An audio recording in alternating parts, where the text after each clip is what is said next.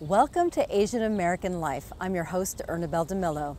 In today's episode, we take a look at Asian Americans advancing social justice, from the civil rights case of Vincent Chin to the current fight protecting women's rights in the Trump era. Plus, we'll have the latest health update on Asian Americans and breast cancer. If you want more information on all our stories, you could follow us on Facebook at Asian American Life. Now, here's a look at what's ahead. Breast cancer. Is it increasing among Asian American women? We'll have the latest report. Rising up, Asian American women fighting for their rights. Seeking justice, Kyung Yoon looks at the Vincent Chin murder case. And sweet dreams, Minnie Rose stirs up exotic chocolates. This and more on Asian American Life. A recent study finds that the breast cancer rate among Asian American women is on the rise. So what's behind the increase? We take a closer look. When Elizabeth Ouyang was diagnosed with breast cancer in 2009, she felt alone and isolated. It was really hard. I'm a civil rights attorney, and I'm a very outspoken civil rights attorney. But when it comes to myself, I just couldn't talk about it other than with my family. And it was really hard. Sometimes really strong women on the outside don't realize they really need support, and I really needed it. But she needed support and found it from many women, all Caucasian women. Ouyang wondered where all the Asian American women with breast cancer were. Were they like her, afraid to talk about it? So she started a blog, Plum Blossoms, a place where AAPI women could freely share their stories. American women living with breast cancer. I started it because having been a breast cancer survivor and realizing how difficult it was to talk about it, even as a first-generation Asian American, I wanted a space, a safe space for women to be able to talk about their experiences, and most importantly, to let other Asian women with breast cancer know that they're not alone, that they would find strength and hope from listening to other women's stories. The blog, she soon realized, was also bringing about awareness in the community at a time when breast cancer rates among AAPI women are reportedly on the rise. The Cancer Prevention Institute of California studied 7 Asian American groups between 1988 and 2013 and found increases of breast cancer rates in Asian women. This while the disease is stabilizing among other ethnic groups. South Asian and Southeast Asian women saw the most dramatic increases, and women of Filipino and South Asian descent tend to be diagnosed with more advanced stages of breast cancer. I think the study points out very important findings in that the Asian group is not one homogeneous group of people, and that there are 24 sub-ethnic groups, each with very distinct languages, customs, foods, and as well as their health and their risk to breast cancer. Dr. Margaret Chen is a breast cancer surgeon at New York Presbyterian Columbia University Medical Center. She's seen the study and says the reason for the rise is unclear. We do see statistically from 2008 to 2012, the incidence of breast cancer is rising among Asian women at a rate about 1.5% per year. We hypothesize that the adoption of a Western lifestyle, such as lower parity, later age of first birth, the use of hormone replacement therapy, inactivity, increased meat and sweet diet, all these are contributing to the rise of breast cancer. While more studies need to be done, many believe the report is a wake-up call to AAPI women to make a mammogram appointment and the importance of self-exams. Jeanette Mojeras was diagnosed with an aggressive breast cancer in 2014. She felt a lump in her breast 10 months after her yearly mammogram. She remembers the doctor's call. They were just very cold about it. They just wanted to let me know that it was positive and hold all your questions later and we'll answer them. But for that whole day, I was destroyed. I called my husband to pick me up from work and I came home. And the first thing that was on my mind is like, how am I going to tell my kids? It's hard enough to hear that one has cancer, but the news can be made even worse when the doctors show no sensitivity. After consulting with 3 doctors, Mujeres finally found the right one. And I went to see my final and third doctor, and she was just more empathetic. Mujeres fortunately was able to be her own advocate, but many AAPI women, especially new immigrants, are afraid to question their doctors. You often find that with monolingual people that they are not treated the same many times, especially in the medical profession. They're not told the whole story. They're not told all the ramifications that could happen. These women, immigrants from Bangladesh, volunteer their time to be peer-to-peer educators with SAPNA, a South Asian women's outreach group. Outreach is important for SAPNA because the new families who arrive here are not sure of what resources they have, where they can reach out to seek for help. The women go out into the community, letting other Bangladesh women know about health education classes along with free mammogram screenings. Last year, 200 women came for the free screenings. So when we are providing free mammogram screening here, women do get interested. They are bringing in more women to get screened. Akhtar's video in Bangla also resonated with the community. With funding from Susan G. Komen, Oyang was able to produce several videos in different languages, because sometimes hearing it in one's native tongue can have a more lasting impact. The majority of comments said that after seeing her video, they were going to make sure that they get their mammogram and that they were going to encourage other women to also get their mammogram. And that's what this is all about, is sharing information as well as psychosocial support. And so today was a very successful day. I'm Ernabel Demillo for Asian American Life. I'm Kyung Yoon. It's been 35 years since a young Chinese American named Vincent Chin was brutally murdered in Detroit. We'll have the story on how that incident sparked a nationwide Asian American movement. There was one time most all the Asian Americans were united, Filipino, Koreans, and Chinese, and native born, immigrants united for the case. Christine Choi is the director of the film Who Killed Vincent Chin? The Academy Award-nominated documentary explores the implications of Chin's murder and its aftermath, and how and why his killers never spent a day in jail. On June 19, 1982, 27-year-old Vincent Chin was celebrating his bachelor party at the Fancy Pants Lounge.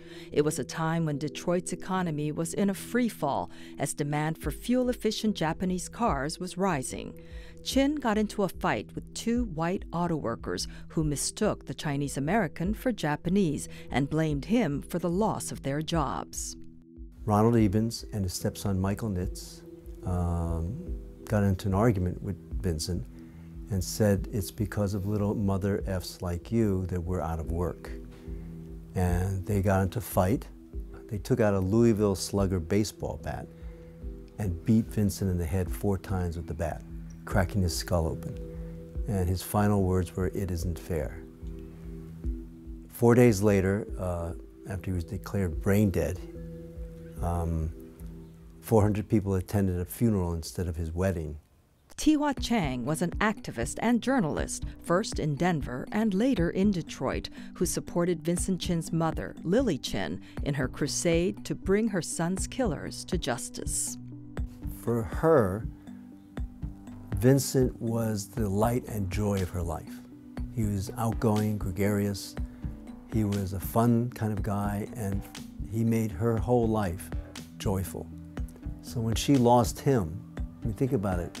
She was planning to attend the wedding of her son, and would be a whole new life where she would live with her son in the house, and she was hoping to have grandchildren, and then all of a sudden it's all gone.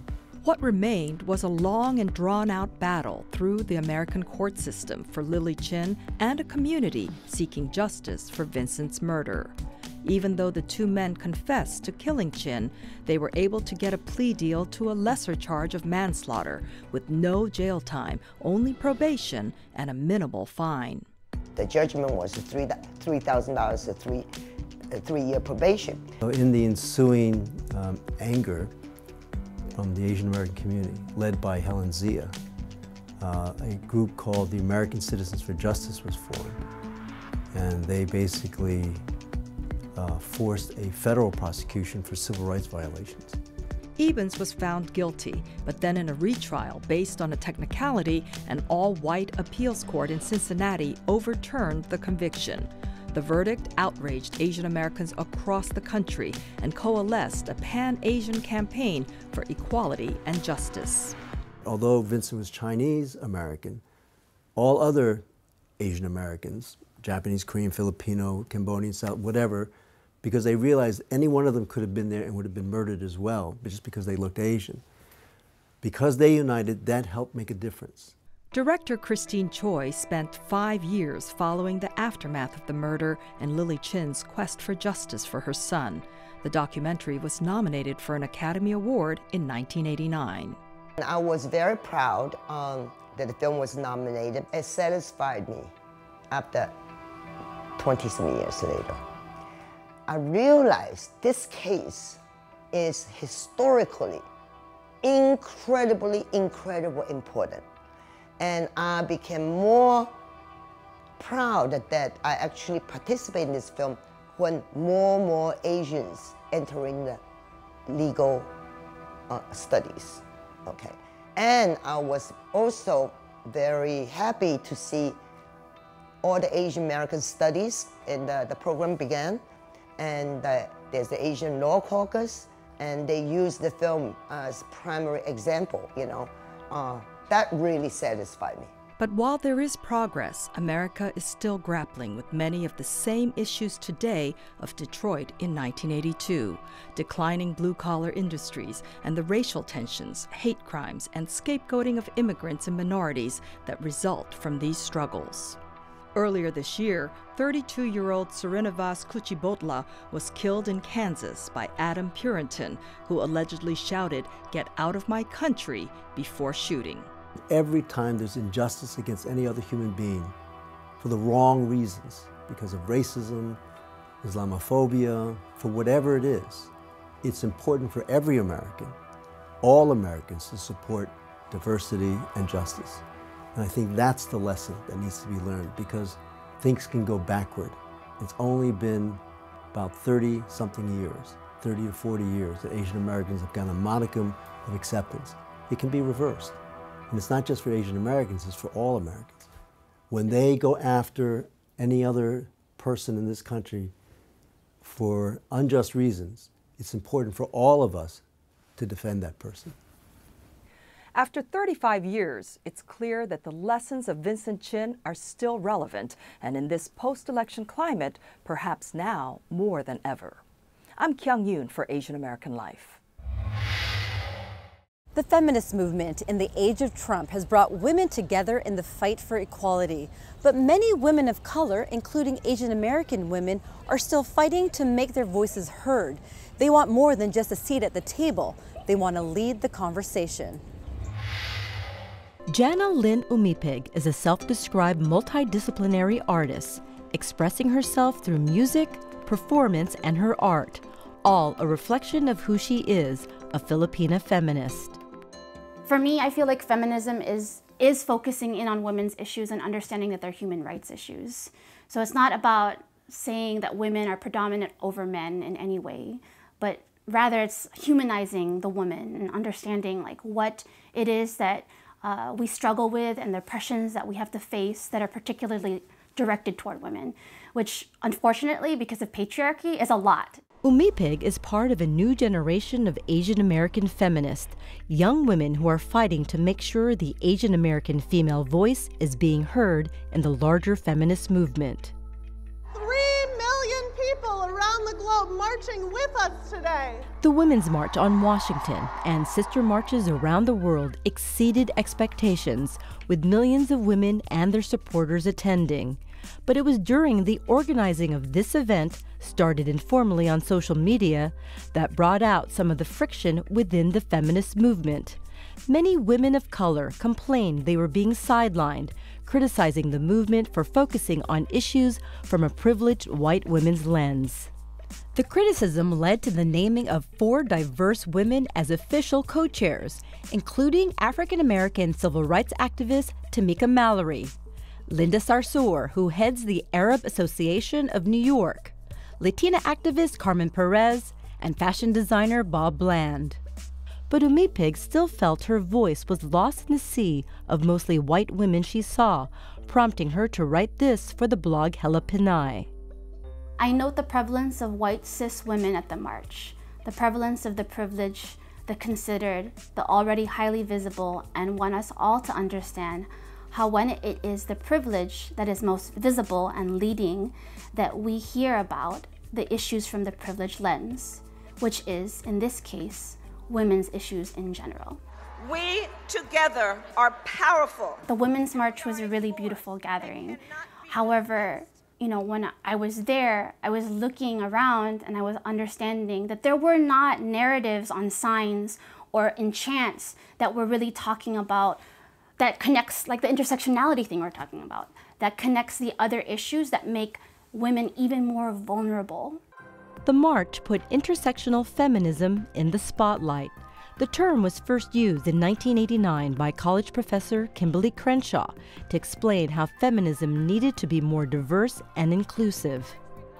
Many years ago, I began to use the term intersectionality to deal with the fact that many of our social justice problems like racism and sexism are often overlapping, creating multiple levels of social injustice. Women of color have long complained that the feminist movement historically was a middle-class white women's movement, one that pushes aside women of color. They argue that feminism is a fight for gender equality, but rarely equality and justice for women of color. They asked, where were the white feminists during the civil rights movement? Today they ask, where are the white feminists during Black Lives Matter marches? AAPI feminists, meanwhile, have historically been sidelined in both conversations about feminism and race. I think the problem thus far has been that mainstream feminism has had a very hard time incorporating diverse definitions of what it means to be a woman in the current political landscape. And so I think we've seen in mainstream feminism this sort of tension around where women of color, for example, fit into the mainstream feminist movement. Jennifer Fang is founder of the popular feminist blog Reappropriate. She is one of the leading Asian American feminist voices. One of the main issues that Asian American women face is simply what it means to be at the intersection of identifying as a woman as well as identifying as Asian American. And so we might be dealing with, for example, the fight around immigrant rights a little bit differently than a white feminist. In fact, white feminists, they argue, may not even be thinking about immigrant rights. AAPIs argue that feminism needs to embrace these intersections. Asian American feminists like Senti Sojwal and Julie Kim, volunteers with the New York chapter of the National Asian Pacific American Women's Forum, no longer want to be that quiet voice at the table. They want to make some noise. I wanted to ask, what does Asian American feminism mean to you? They recently helped organize a series of events in the city to address issues facing AAPI women. The series was an instant hit. This event, which included community organizers from several well-known AAPI advocacy groups, was standing room only. But why a separate AAPI event? I think we get that question in terms of feminism a lot. Why do we need a separate Asian American feminism? And we also get that in terms of why are we just not part of a larger Asian American movement? And I think that's because Asian American women identified folks have specific issues that aren't addressed in the larger movement, whether it is a larger feminist movement or the Asian American movement. It's not just about equality, it's about justice and liberation. And what that means and what that looks like is women of color lead, queer, non-conforming people lead, young people lead, they're the front line. One issue that usually isn't addressed centers around the undocumented. Sojwal works for Saki, a South Asian women's group. The issues that we see facing our clients and a lot of other Asian immigrant women in New York center around things like immigration, domestic violence and sexual assault support, especially now when we have less people coming forward because they're undocumented. Asian American feminism isn't a new movement. It began in the late 60s and early 70s with feminists who were part of the civil rights movement, including Grace Lee Boggs and Yuri Kuchiyama. There is also Helen Zia, who helped organize the AAPI community after Chinese-American Vincent Chin was killed in a hate crime in 1982. Today's young AAPI feminists continue to fight the same fight, equal rights for all. We can't be free if another person isn't free. Like, there's no such thing, right? How can we truly be liberated as a country if there are still some people suffering and there are still some people who are having a difficult time just getting through their daily lives? That's just not something that can happen. I'm Ernabel Demillo for Asian American Life.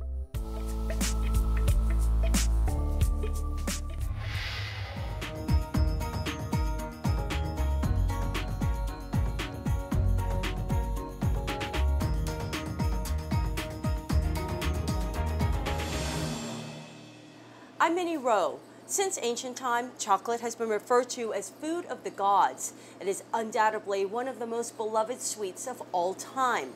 Many people automatically assume that chocolate either comes from France or Belgium, but there is a growing number of Asian Americans who are making chocolate, infusing Asian flavors, elevating this ultimate comfort food to a whole new level.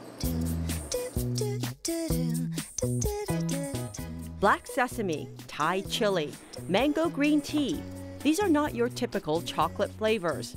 But contrary to conventional thinking, chocolatiers like Keeling Tong say Asian flavors actually pair tremendously well with chocolates.